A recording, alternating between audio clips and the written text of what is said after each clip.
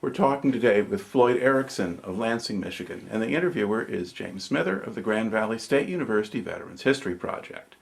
All right, now Mr. Erickson, start us off with some background on yourself, and to begin with, where and when were you born? I was born in Gwinn, Michigan. That's in the UP. It's a little town 18 miles south of Marquette, Okay, and it was a mining town. okay. Now what year were you born? I was born in 1922. Okay. Now did you grow up in Gwinn or did you move around? I grew up in Gwinn, and I went to Detroit after I graduated from high school in Gwinn, and made airplane parts in Detroit. Okay. To back up a little bit, what did your father do for a living?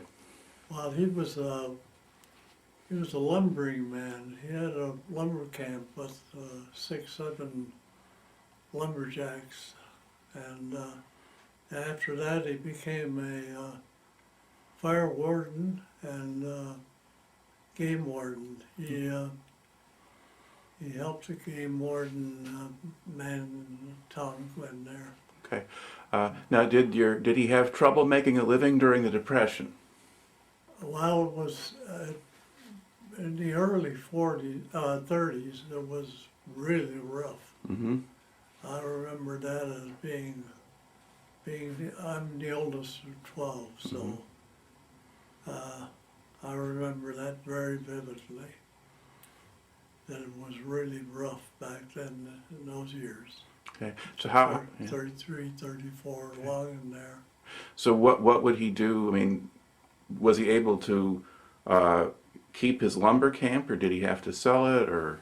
Well, he kept it to a point where it wasn't enough profit for him, Mm-hmm. and so he got a good job with the state of Michigan, Mm-hmm. and he had a break. He was in World War I, Okay. and they sent all back in those days. It was about 1935. They said, let's see, I lost my chain here. My dad became a fire warden there in Gwinn, and he got $500 from the State Department for being in World War I. He made 25 trips across the Atlantic Okay. in the Navy, Mm-hmm. hauling troops over to England Okay. for World War I. Now, was this sort of the war bonus, or because they were? It was a bonus, and he bought a car, $495. I guess he had $5 left. All right. Anyway, he had to have that car for his job. Okay.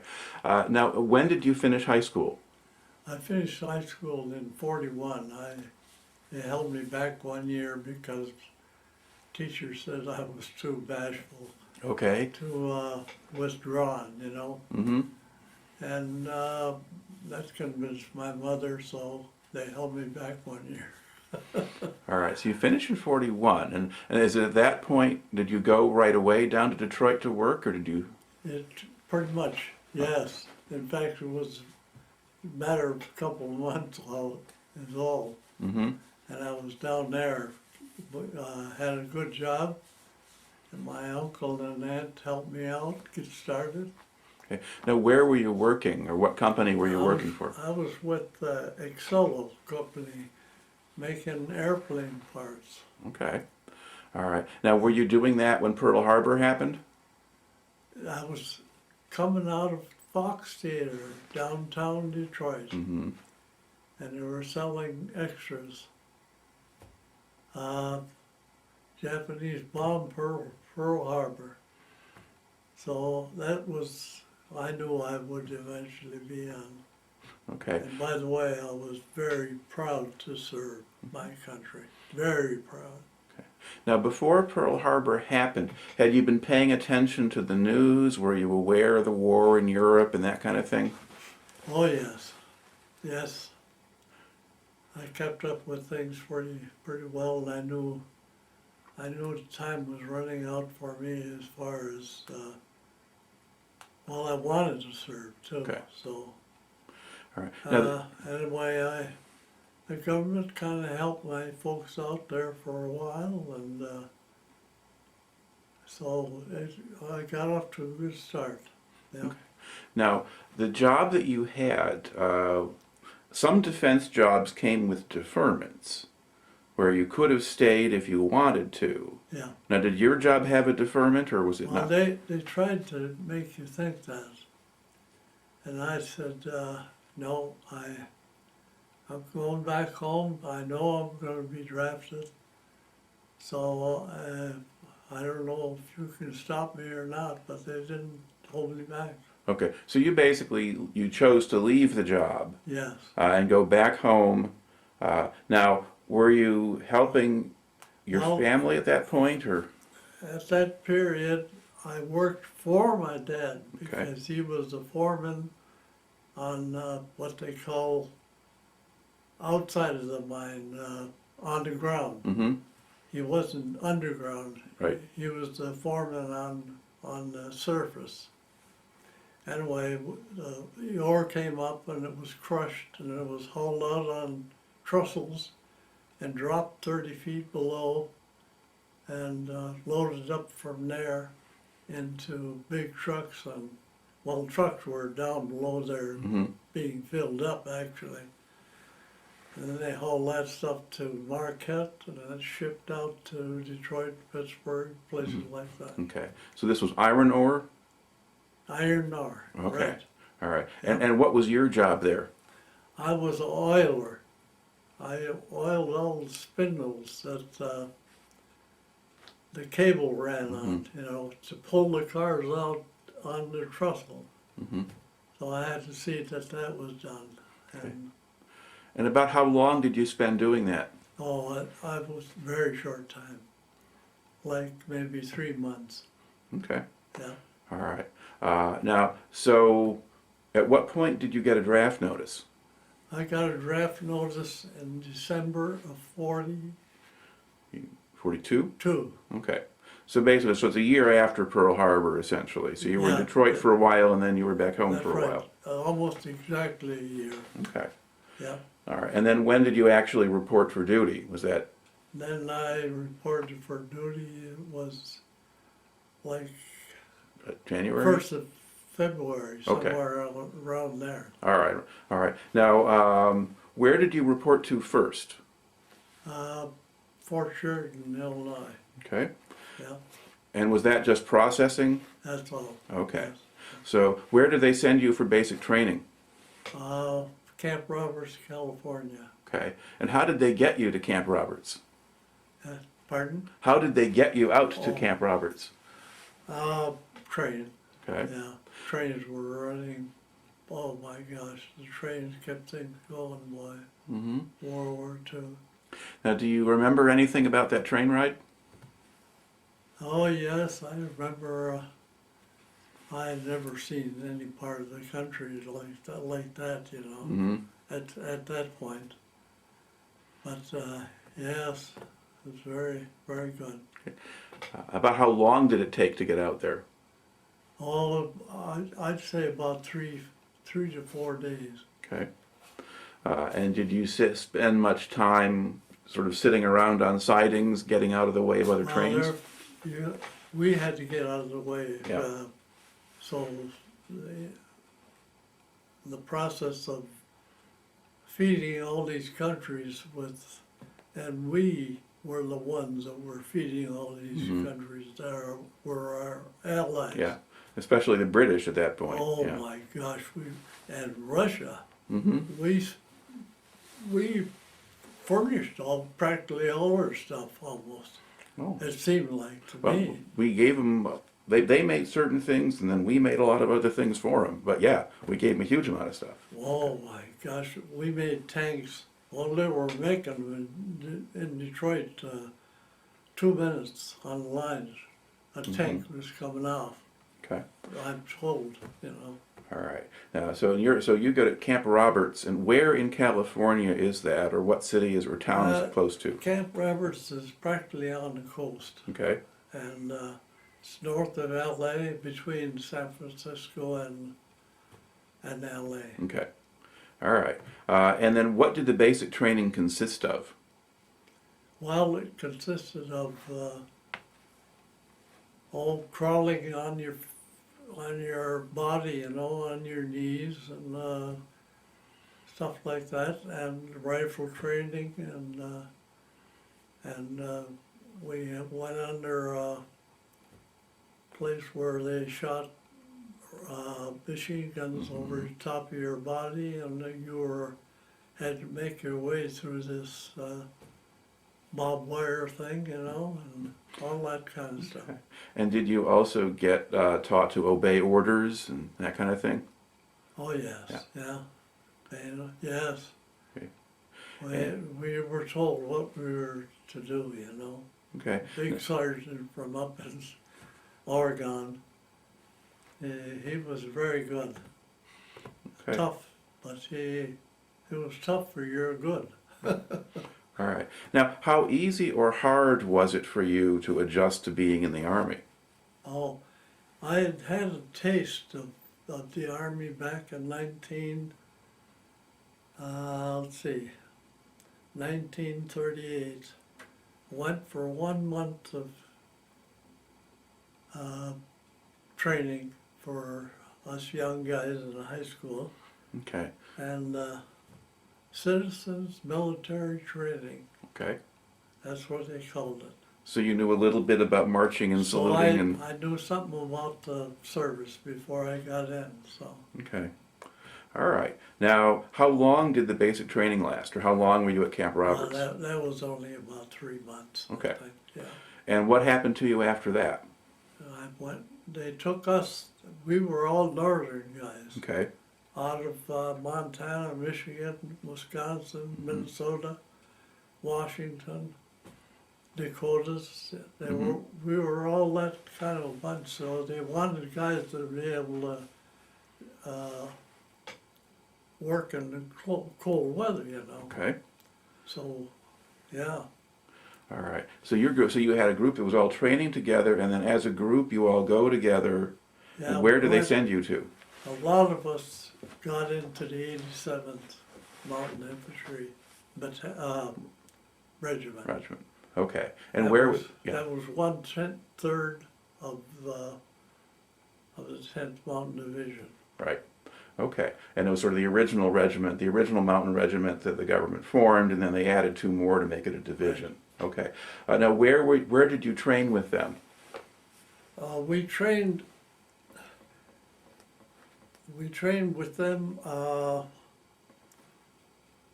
getting on and off of boats, you know, ropes and stuff. We had gone through that kind of thing, Okay. so that we were familiar with it. Yeah. And what base were you at? And then we ended up at Kiska. Okay. And did you stop anywhere between Camp Roberts and Kiska? Not very much, Okay. no. So you didn't go to Fort Lewis first? So they took us there, and we were, we had to climb the volcano Okay. on Kiska. Like 2 steps forward and 1 back. It was horrible climbing. Okay. Climbing right, no beach. Mm-hmm. Boy, that was hairy landing on that volcano. Okay. So you're going in landing craft, and you're right there, and you're Right. going up a rock face. Right. The golden volcano was right straight into the water, you know. No beach at all. Now, had you had any mountain climbing training before you got there? Very, very little. Okay. Very little up to that point. Okay. Because you were not. So you joined the regiment after it was formed. Well, we were 5 months on Kiska, Yeah. training all the time. Okay. Climbing and shooting across the bay and at targets that the Japs held before we landed there, you know. Okay. Now, just to back up a little bit here, Yeah. you talk about landing at Kiska and the Aleutian Islands, and the Japanese in the middle of 1942 had occupied two islands. They'd occupied Attu and Kiska. Right. And Attu, some American units landed on and had to fight to capture. Yeah. And then they were planning on landing on Kiska. Now, were you with the group that was slated to land on Kiska initially? Yes. Okay, so you were, and what did they tell you? What were you expecting to find when you landed? Well, we were supposed to meet something like 6,000 Japanese, Mm-hmm. but for whatever reason, they had pulled out about 10 days before we got there. Okay. So you land and all of a sudden there's nobody shooting at you. Right. Yeah, Okay. we found out after 3 days, but you couldn't see your hand in front of your face hardly because of the fog. Okay. You know, up there, just terrible amount of fog in the summertime. Okay. But that cleared up before we left. Okay. So by the time you left Kiska, you had now had a lot of practice in mountain climbing and. Oh yes, we developed a lot there for the 5 months we were on that island. Okay. Now, what were the temperatures like that? How warm or cold Well, was it? the temperatures there were very on the warm side, you know. But we left there, it was snowing a little Okay. bit, December 1. Mm-hmm. December 1, December 25, I was on my folks' front porch for 4 days. Mhm. But it seemed like it was going all the time, trying to, the last 50 miles I bummed, mailman brought me from Escanaba to Gwinn. Mm-hmm. And that, boy, I'll never forget that. I told the mailman to let me out right here. My dad's car is in front of the drugstore. Mm-hmm. I got out, I loaded my duffel bag in the back seat. My brother had he was about 16 at Mhm. that time. And he come out and he said, "What the Sam going on?" So he took me home and he put me on the front porch and he said, "I'll go around and tell Ma and Pa what's going on here." That was Christmas Day, 1943. Mm-hmm. And she almost fainted when she didn't know I was even in the country. All right. So I said I'd never do that to my mother again. All right. Go in without warning. Okay. So you get just a few days at home, and then where do you go back to then? Back to Camp Hale, Colorado. All right. Camp Carson first, but Mhm. Camp Hale, but they were building it. Mm-hmm. They had enough room for some of us. So we were taken in a little bit, but before I left there was over 13,000 of us. Mm-hmm. 10th Mountain. We had blended in with the 86 and 85, 86, and we were the 87th. Right. So you got all three regiments for the Yeah. division now together. So we worked together there at Camp Hale for a few months. Okay. And so now did they take any of the guys out of the 87th and put them in the other regiments? Why, yes, there was a lot of terrific skiers in my outfit. The best in the world. Mhm. Some of them were Norwegian, Swedes, and Finland. Mm-hmm. And I knew some of them from Ishpering. Okay. Ishpering is where there was a lot of good skiers. There were all jumpers for the most part, Mm-hmm. because that's what we did up there. There's 3 big ski jumps up there, Iron Mountain, and was one over by Ironwood Mm-hmm. on the Wisconsin border. and then the one in Nishping. They Mhm. all were capable of 300 feet or more. So as a kid then, had you done a lot of skiing? Well, I do. My dad made my first skis. I was 4 years old. Okay. I got a picture of that someplace around there. Did you do mostly cross country, or were you doing Yeah. downhill? Cross country, and we cross country to the places where we made jumps. Mm-hmm. Yeah. Okay. So you were used to that kind of stuff already. Oh yes. All right. I Yeah. think about that now because we got snowmobiles now. Mhm. If we'd had a broken leg or something, it was a mile and a half to the main road. That would have been tough for 3 young kids. Mm-hmm. Boy, I'll tell you, So I you, got a yeah. picture of that. So you did all that stuff when you were a kid and didn't really think about it. Now, you don't think about that then, but I think about it now. My land would have been in real trouble. Okay. Yeah. All right. And now, what kind of job or assignment did you have with the 87th? Oh, I was, towards the end of the war, I had moved into a staff sergeant job, so I got that because the guy got hit, you know. Mhm. And Okay. you just replaced. Okay. But before that, I guess when you were back there at Camp Hale, Yeah, what was your job? Were you just a rifleman or something else? yeah, I was a machine gunner then, yeah. Okay. And which company were you serving in? That was company age, yeah, Okay. yeah. And was that a weapons company? So they Yeah. had machine guns and mortars and things? Machine guns and rifles, we had some rifles, the small rifle and the M1 Mm-hmm. carbine, Yeah. that's the small one. Right. And recently, I had a chance to handle these guns. I had a picture taken with Mhm. them. I can't get over how heavy they are. My land. They feel twice as heavy as they did back then. Well, you are 96 And years then old. one, and well, of course, I was around 170 pounds. Now I'm lucky if I'm 150. Okay. Well, an M1 I think is about 8 pounds.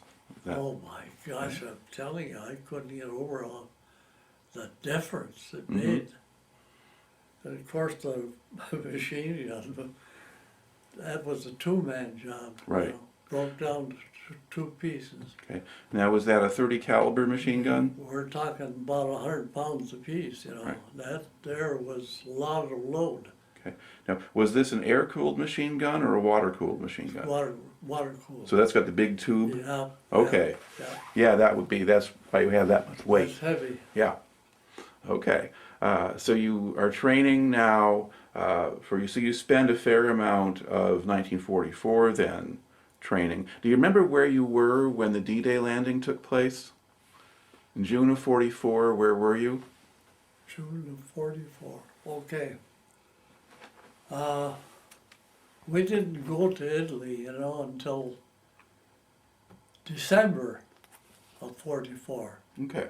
But we were training very, very hard. Rock climbing, cross country, Okay. downhill, All right. all these different kinds Oh, of skiing. so you really spent, it wasn't just a few months then at Camp Hale. You were there for the better part of a year. Yeah. Okay. Camp Hale was a good place for training, but in the mountains, Mm-hmm. 20 below, 30 below, was nothing, you know. And then sleeping out in the open. I remember Easter morning, 1943 4, probably. or 44. Yeah. 6 inches of snow on my sleeping bag. My boots were on my chest to keep them from freezing Mhm. down below, you know.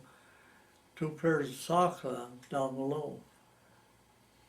I'm telling you, boy, that there separated the men from the boys. We lost a couple hundred guys they went south.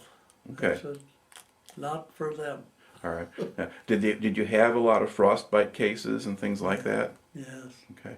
Now, did you also have people with, broken bones and things like that? Did you have accidents in training where people would get hurt? Well, we didn't have too many like that Okay. in training. There was a few, yes, but not when you realize that there was thousands of men, Okay. and we all had to go through that cold spell, 10,000, 11,000 feet, training in that area on the mountainside. Okay. Yeah. And were there people who had trouble with the altitude? If you got Yeah. too high, then. Yeah, you had to adapt to that too, Yeah. Okay. Now, what kind of accommodations did you have at Camp Hale? Did they build barracks for you? No, they built fine barracks and warm, but it took a while to get them fully completed. We were in them before they were completed, even. So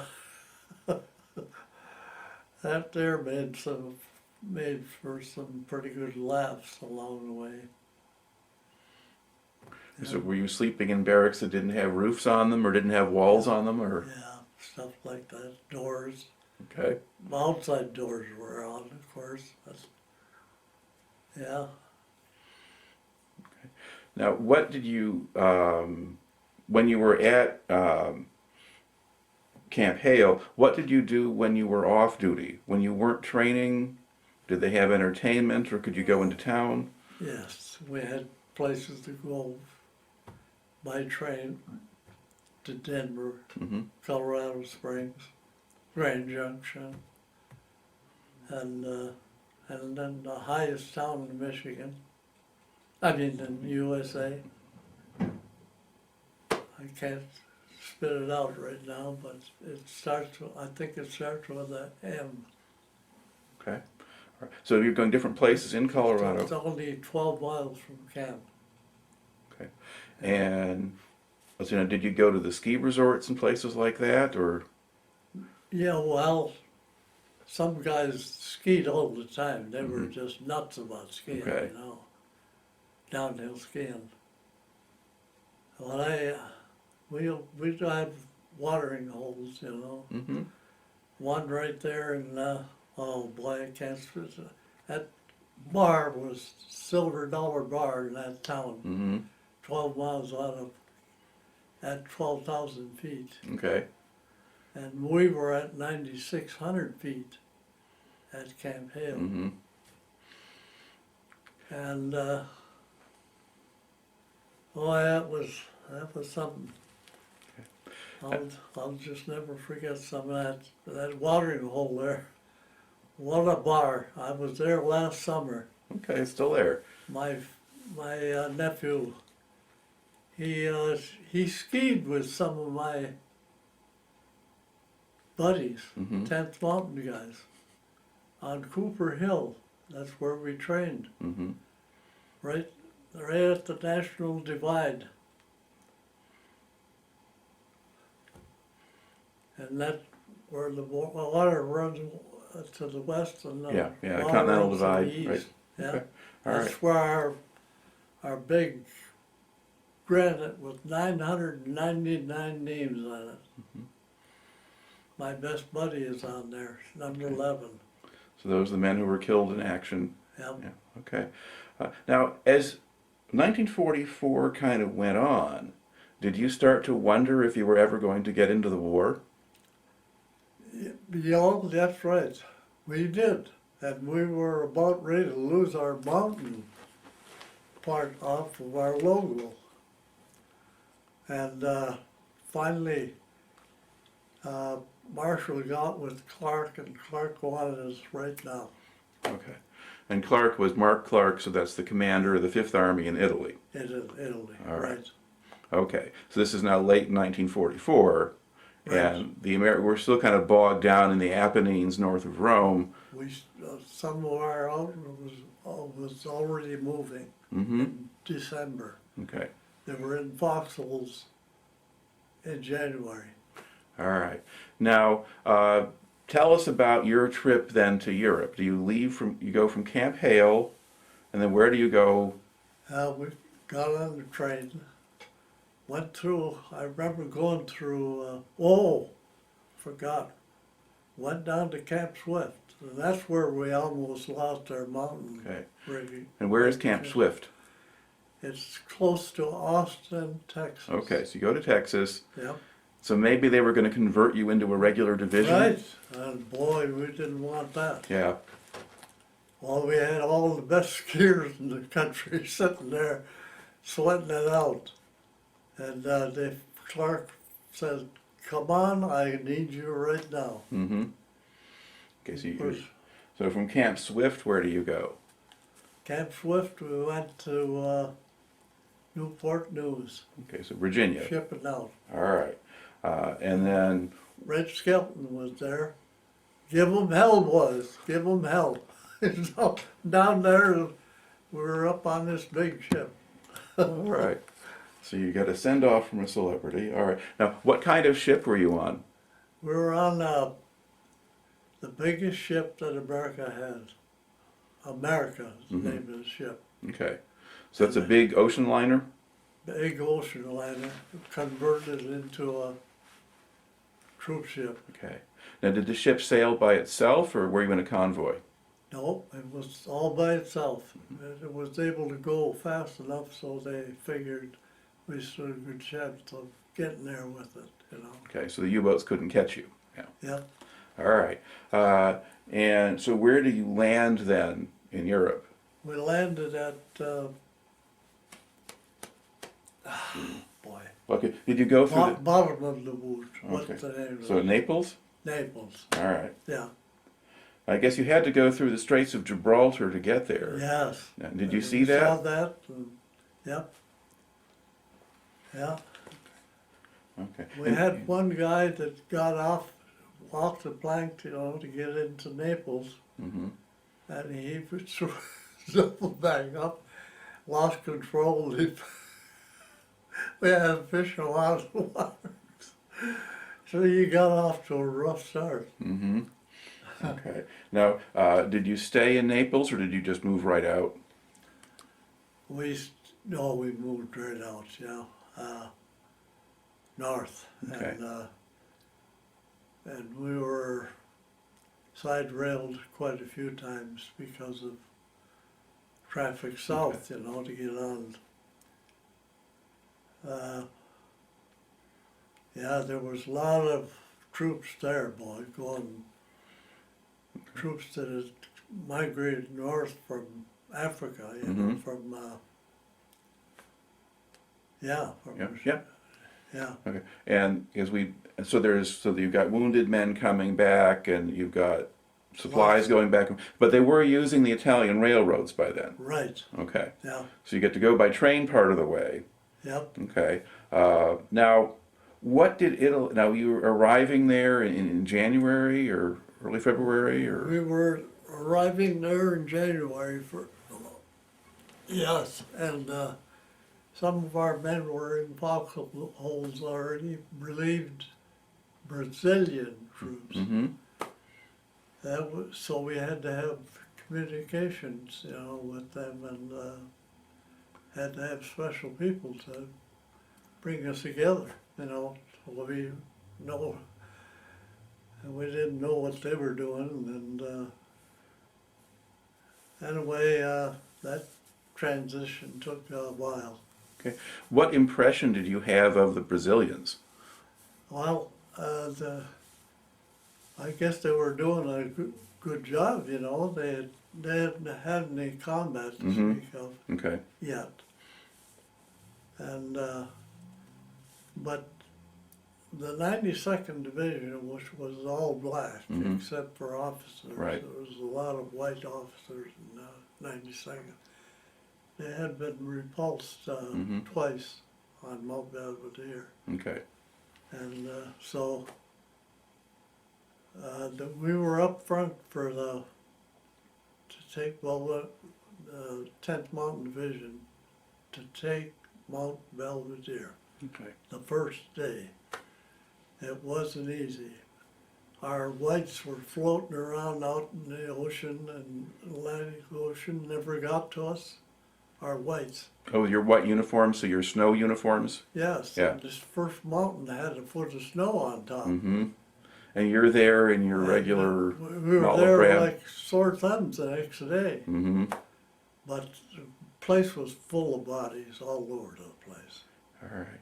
And the east side got the worst of it. We were on the west side, the 87th. Mm-hmm. So we got by a lot better than the two other regiments that were on the other side. All right. Now, about how long had you been in that area on the front lines before you went forward? Maybe a week, Okay. because we had to recover. Okay. The Germans had men on a mountain off to the left Mm-hmm. that they could see down where we were assembling and Mhm. stuff with spy glasses, you Right. know. And we knew that they were there. So we had men the night before come up, climb that mountain from the opposite side. All night long it took them to get to the top. Mm-hmm. But they had experts putting in tetons and roping them tetons in the rocks, you Mhm. know. These little wedges that. Right. Well, the pythons or and whatever. Yeah. But, Then the soldiers had a lot easier going up that by pulling themselves. yeah. They had things they could Yeah. connect their ropes to, so they could climb up. So they took care of the mountain, the guys on top of that mountain. Mm-hmm. The Germans had maybe 50 men up there. And I don't know exactly, but they took care of them. Okay. So they would have been artillery spotters, or Yeah. yeah. Yep. Okay. Anyway, that there really worked out good. And then we had a line that came down out there so that our wounded were shoved down on that line. That Mhm. worked out beautifully. Okay. And do you remember going into combat for the first time?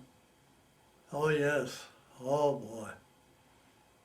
I was, you know, we had one lieutenant that couldn't make it, Mm-hmm. and he was our So you're platoon leader? leader. Okay. So we were cut off for a little bit, but we hooked up with the rifle company, like we always did, you know. Mm-hmm. And we hooked up with them and took off. You said your lieutenant couldn't make it. Did he just not go with you, or did he get hit?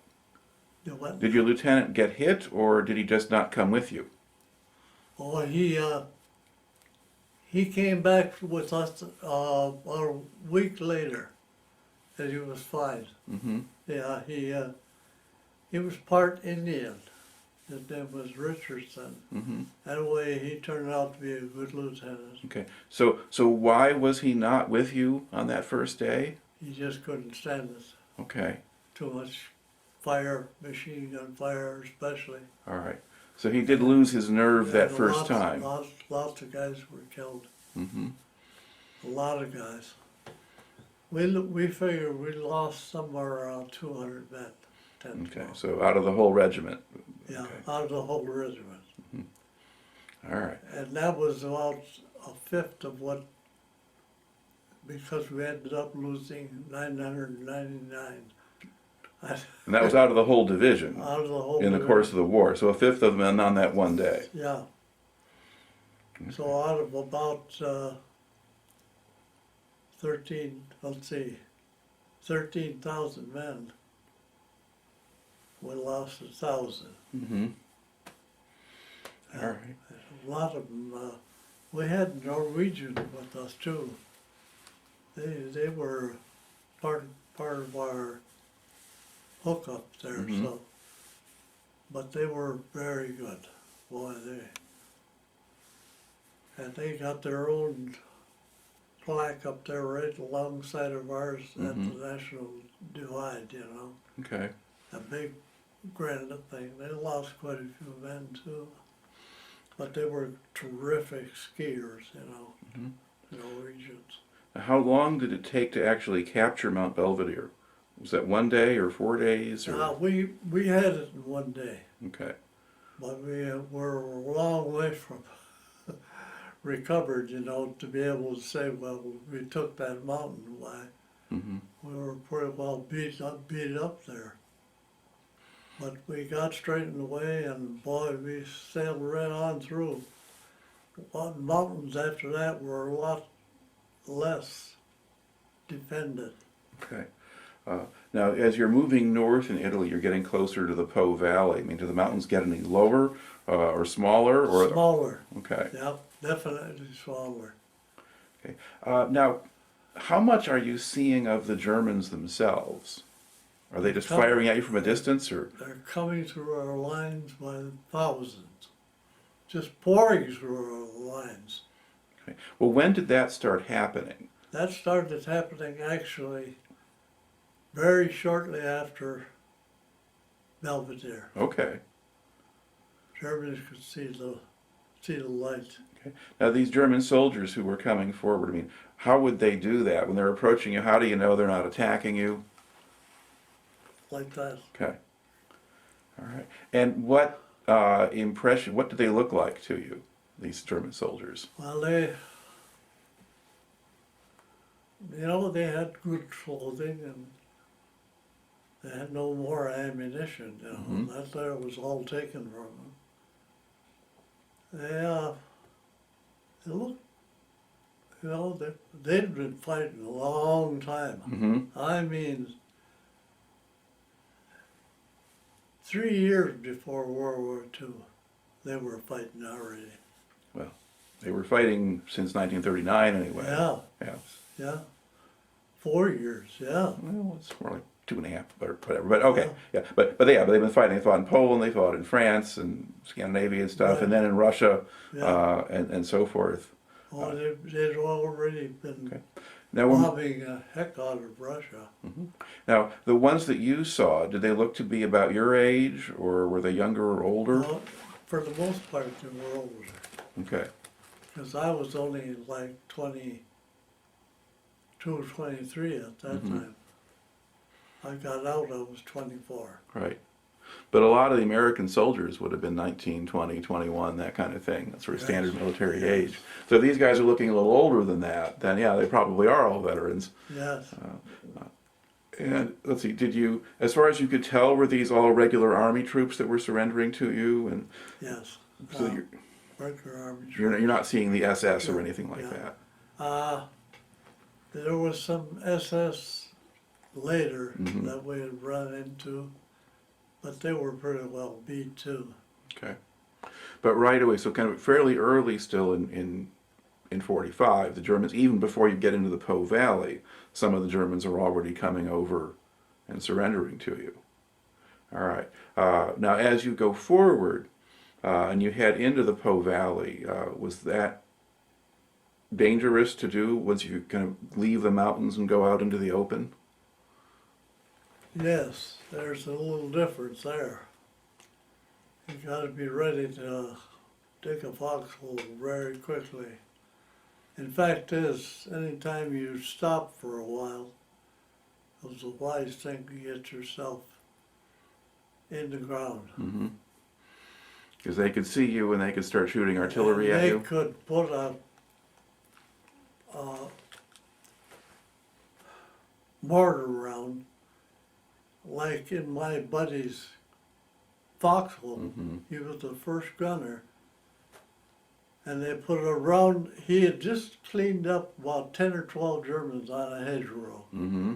He had gotten all of them. And him and his second gunner. And it wasn't 2 minutes later, they put a goddamn mortar shell right into his foxhole.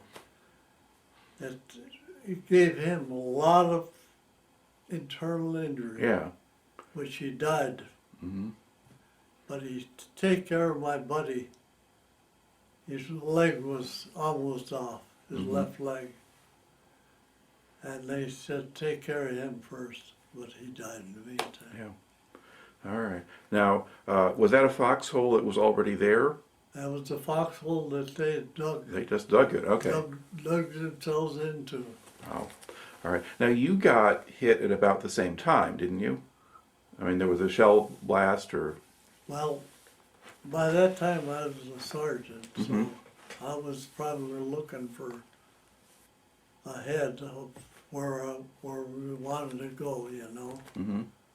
being informed by riflemen and rifle officers, or rifle company Right. officers, yeah. Okay.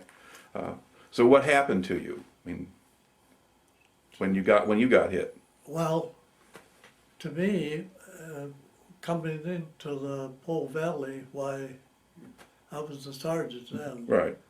and that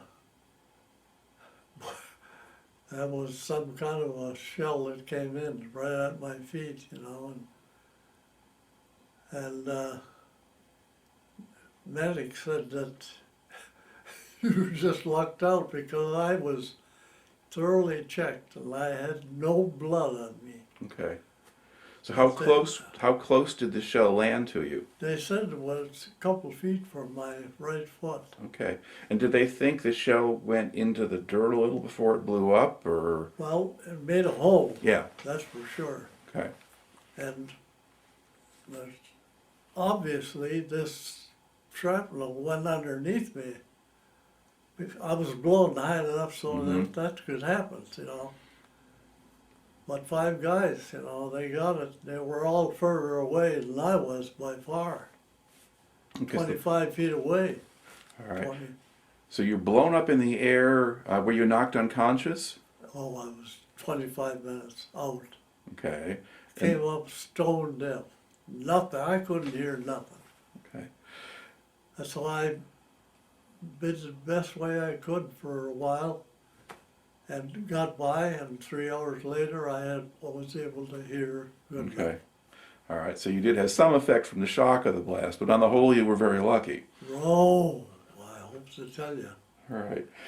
Now, when you went, as you got down into the valley, did the Yeah. Germans did they oppose you when you tried to cross the river, or did they just get out of the way? Oh, very much so. They had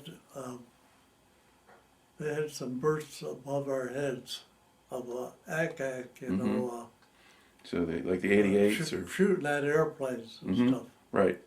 They had some of that, but we were crossing that river. It's about 300 feet across there, big river. Mm-hmm. We had to get out a couple of times because we were hitting sandbars. And these sandbars lasted maybe 3-4 steps and 25 feet down.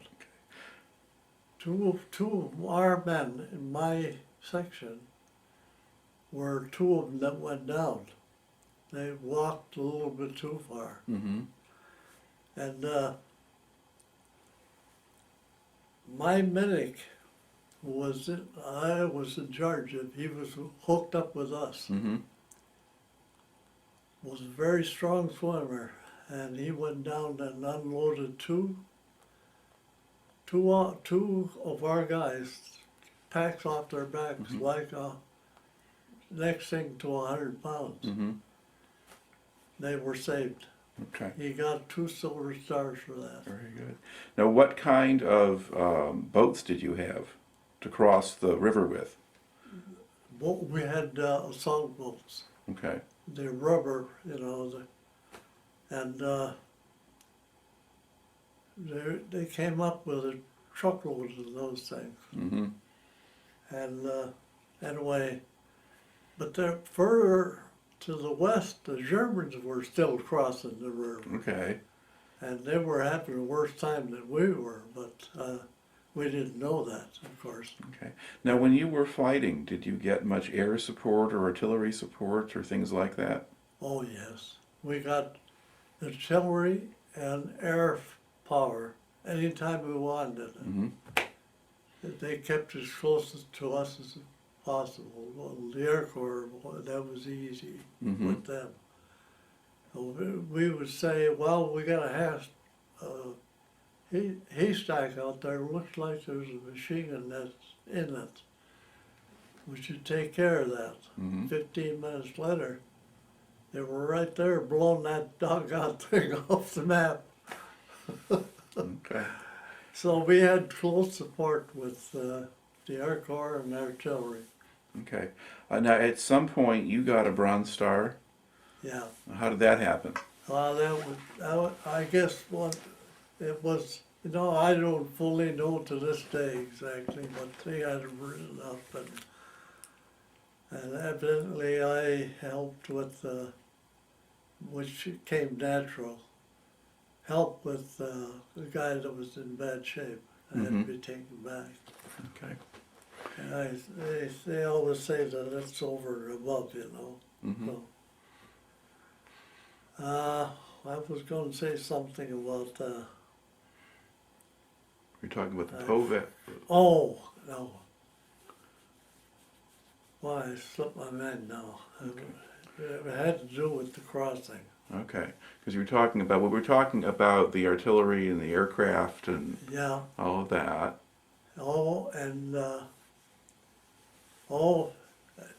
we're at night now. We were traveling a lot because of the flat ground Mm-hmm. and the fact that the Germans were giving up, and so we didn't have much opposition. Mm-hmm. So we were traveling pretty good. We got into Bologna and into some of the little towns, Verona, Mm-hmm. and that's the big cities Yeah. anyway. Lots of little towns. The Italians had all kinds of vino along the way. Okay, so the Italian people were acting happy to see you. They hated Mussolini something fierce. They hated the Germans because the Germans were doing horrible things. Mm-hmm. I got to tell you what. I was sitting in on one of these mountaintops, maybe the fourth mountaintop, small mountain, looking down into the valley, out of a foxhole. And I could see a mile away there, an Italian farmer came back to his farm home. Could see his farm home. And he was singing up storm, opera song, you know, they love opera music, you know. He was just as happy as you could get. 24 hours later, he had his wife and 2 kids with him. I could see this like I'm looking at a television screen. Plain as day. Kids got into the house before the parents did. All of a sudden, booby traps were going off. Smoke was coming out of the window. That's all I know from that point. So like the Germans blew them up, or? They had, before they left that mountain, across that valley, Okay. they had booby trapped that house. I don't know if the kids were killed or what, because that was none of our business, and Right. we were on the move. And I'm sure we had medics there after, Yeah. but Germans were still on that next mountain, you know. And they had artillery, and that was going all the time. So that was quite a thing to see, you know, the happiness, Yeah. the sadness the next day. Oh boy, oh boy. Yeah. That was hard to take. Okay. Yeah. Now, once you got across the Po, I mean, things got easier at that point. Now, getting to the very end of the spring and end of the very end of the war, in April and May. Yes, and that's where, beyond that, there's where I had my close call. I forgot that story. Okay. Yeah. Anyway, that's the way it went to Po Valley, and things changed differently there. We finally got to the Lake Garda, which is about 25 miles long, Mm-hmm. mile and a half wide is all it Yeah, is. it's a big lake up in the mountains. Yep. And Mussolini had a house on the south end of that Mhm. thing. Southeast end of that Mhm. lake. That was well, when I was there in 2000, all the stuff was put back together. Boy, it had done a fantastic job. You know, from what everything was hardly a brick on top of another brick. Every place was a mess. Okay, so you saw a lot of war damage in the places that you were going through. Horrible Okay. stuff. All right. And we tried to get Mussolini ourselves, but the partisans got a hold of him quicker. Yeah. Okay. Yeah. They hung him by his heels at a gas station with his mistress. Right. Yeah. Okay. Now for your unit, you're heading up and you kind of go up and kind of past Lake Garda. Now there's, Yeah. I guess you get to Lake Garda and the next thing on your itinerary is a place called Riva. Was that just a stop along the way, or? Was Yeah, there's a stop on the north end, Riva. Mhm. Riva, yes. Just beyond that, up in close to Austria now, Mhm. we had captured a German liquor depot. Okay. 16 truckloads of booze, I Okay. understand. Mm-hmm. And the general said the men are going to have it. He just stuck a couple of bottles of booze to each, well, I don't know, amounted to about a bottle and a half a man, I guess, something like that. And it didn't take long. He said, we're still got loaded rifles and you guys are getting drunk. You're getting no more of that booze. Okay. So we had to do without. I never drank the booze. I was a beer drinker. Okay. I had 92 cans of beer in the mountain stream. Okay. At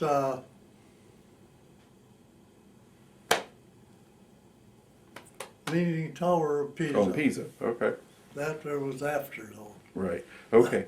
Now, as the war ends, you're getting up close to the Austrian border. Yeah. All right. Now, did you encounter? Was there more organized German forces surrendering at that point? Or- Yes, lots of them. But we really pulled a boner right there at Lake Garda on the south end.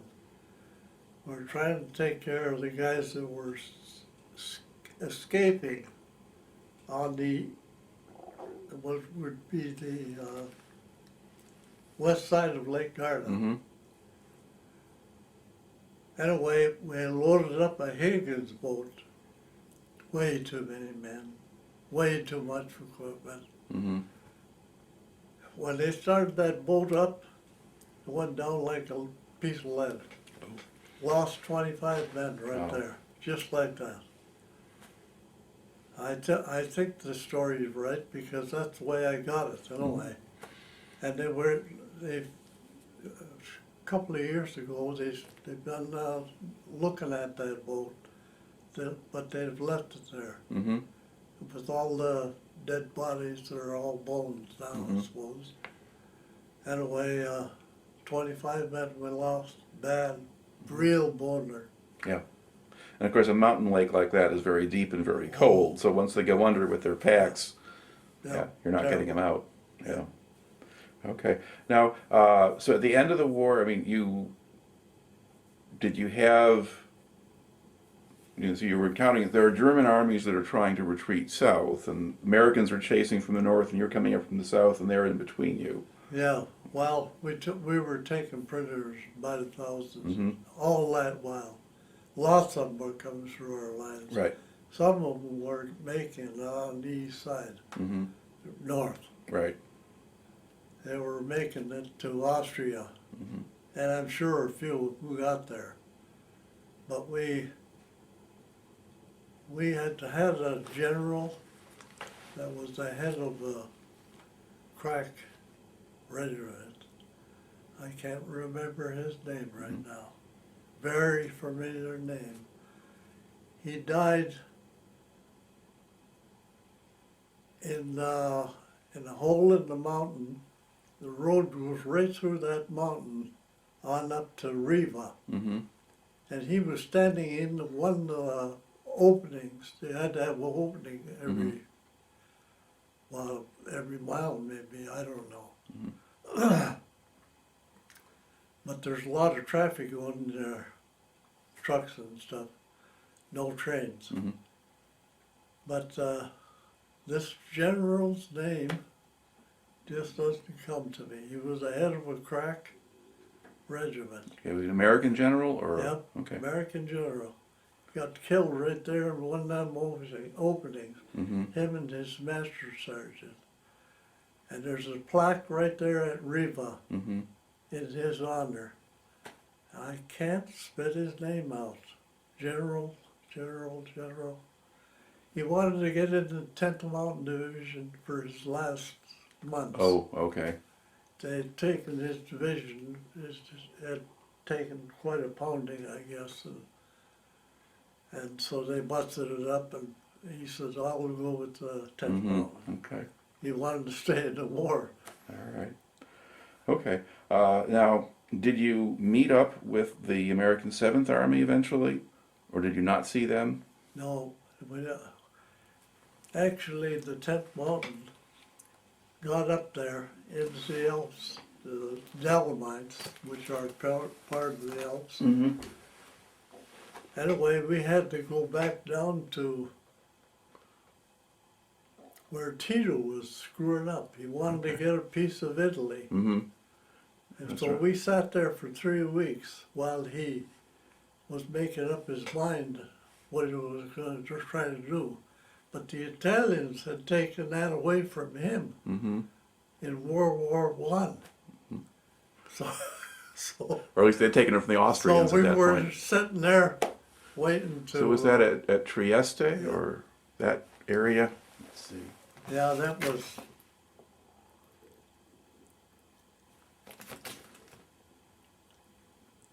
Yeah, you will. Okay, now we've gotten in your story basically to the end of the war in Europe in the middle of 1945, and your unit wound up on kind of the Italian-Yugoslavian frontier, kind of keeping an eye on things for several months. How did you spend your time while you were in that area? When we were on our way back, well, going up first, on our way up, we stopped at Leaning Tower of Pisa. Mm-hmm. We could see it from where we were bivouacked. Oddly enough, coming back, we did the same thing. Mm-hmm. Stopped there overnight, maybe 2 nights, before we could get on the rails and go south. All right. You know, But I guess before that, though, you were up along the Yugoslavian border, Right, and you said you stayed there for a while. yeah. So I said, what were you doing while you were up there? Oh, we were just biding time. Okay. We had loaded rifles and loaded machine guns all set up, Mm-hmm. and Tito wanted to make the move while we were there to stop him. Mm-hmm. And anyway, that was about 3 weeks we sat there. Okay. Yeah. And then after that, they moved you out of there? Or did Yes, they moved us out of there south, Mhm. and we went to a ski resort, Mm-hmm. beautiful, north of the big city on the west side of Italy, on the west side of the boot. What's the name of that city? Big city, biggest city in Italy. Well, Milan. Milan is probably, Milan. yeah, okay. North Milan, Mm-hmm. about in the country of Switzerland. Mm-hmm. We slept between sheets, foxholes, mud, you name it, and boy, I'm not kidding you, I couldn't believe it. Mm-hmm. A mountain resort, ski resort. We had guys up there 6 o'clock in the morning, ready to make their run. Mm-hmm. They were, that's the kind of skiers they were. Right. They were nuts. It's cold, you know. When they were sleeping between sheets, they got out on. We sat there for about a week, Mm-hmm. and we could see the girls taking care of the sheep and cattle in the mountains. You know, beautiful, beautiful. Mm-hmm. And this, I forget the name of the town, the resort. But, you know, it's Catholic, you know, and they had these little boxes set up. Little shrines, you know. yeah. Yeah, shrines. That was there. Yeah, had plenty of vino and beer. Mm-hmm. Okay. Did you get to do any more tourism in Italy at that point? I mean, did you go to Venice or to Rome or anything like that?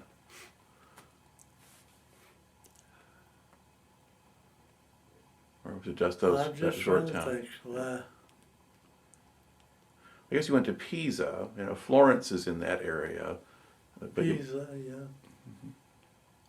I mean, tower. Well, of course, in 2000 I went yeah, there. yeah, you know, I saw a lot visiting. of that. And I was amazed. I couldn't Okay. get over what they had done. All right. And it just put everything back together just beautifully. Okay. So when did you get orders to go home?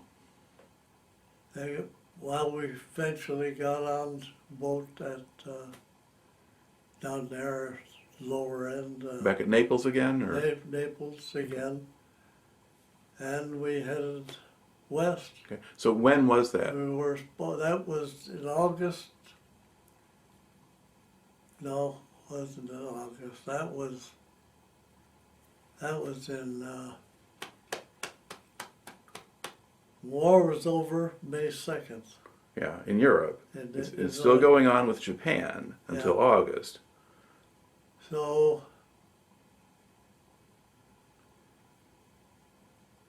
Well, why? well, did they talk about using you in Japan? Well, we went back home. We were supposed to go to New York, but Mhm. New York was too busy. Okay. So we went back to the same place. Okay, so you go back to Newport News in that area. Newport News and trains from there on. And back to Camp Carson, Colorado. Mm-hmm. And one furlough after another. I was told by the first sergeant, he said, Eric, if you stay with us for a few more months, he said, you get kicked up a tech sergeant. Mm-hmm. I said, not worth it. I'm going home and getting married. Okay. All right. So when had you gotten engaged? We had never did get engaged. Oh, you just went home and Went home and got married. That's okay. all. I got the picture. And that was a big day, boy. I'm Sure. telling you.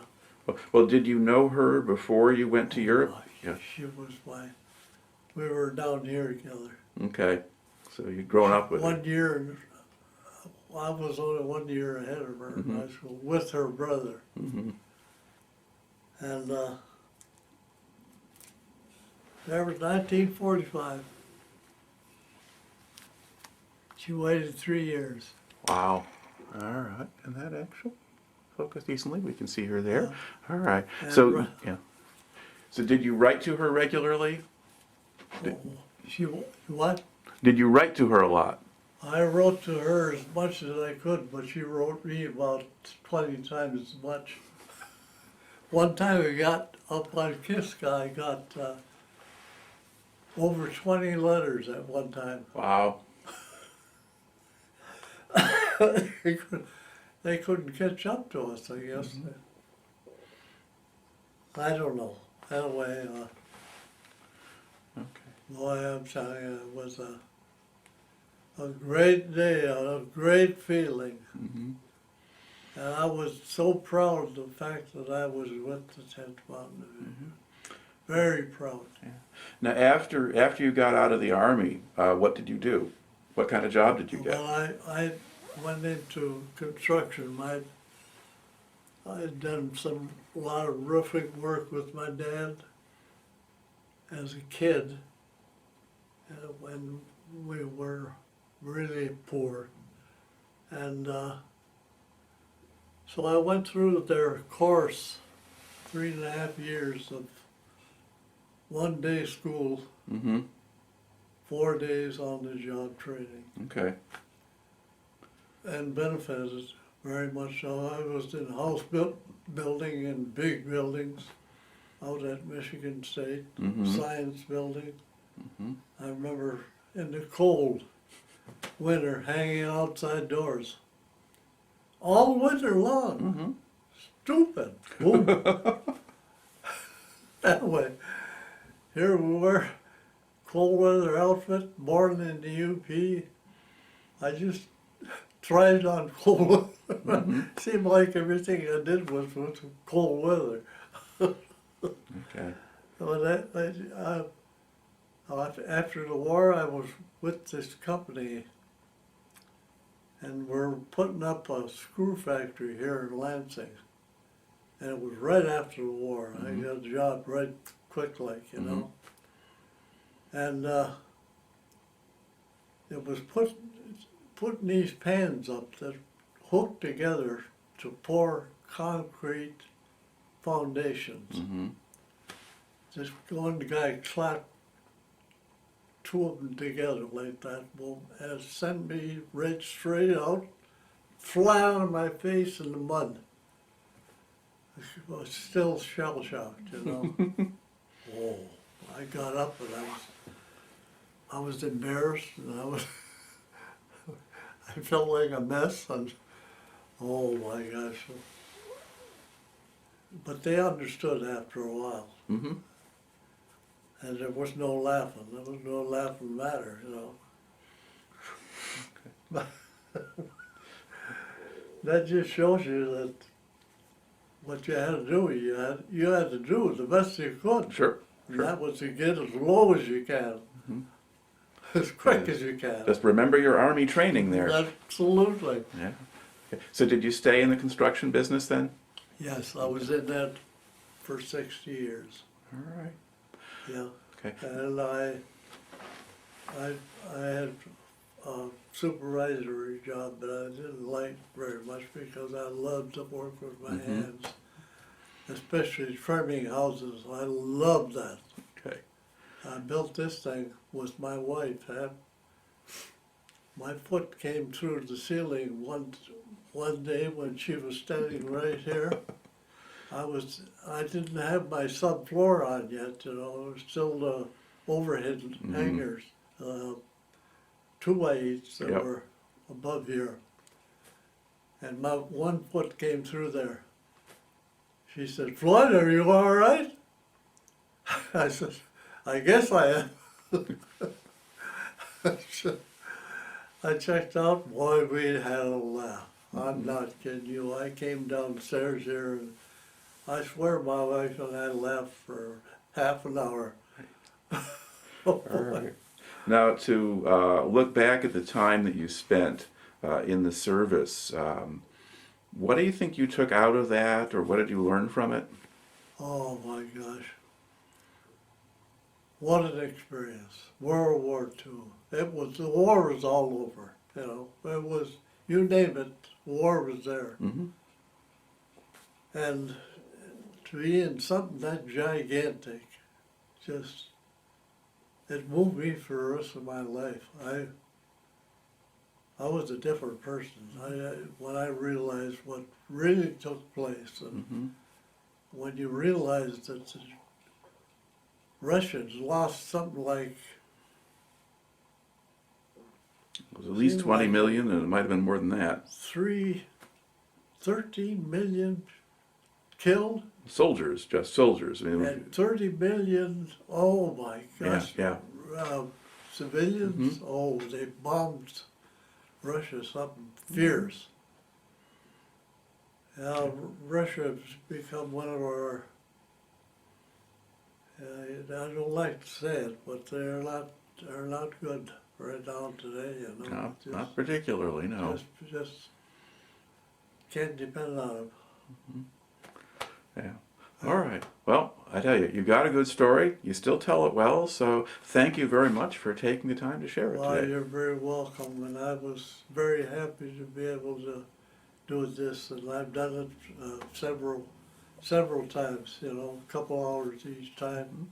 Yep. All right.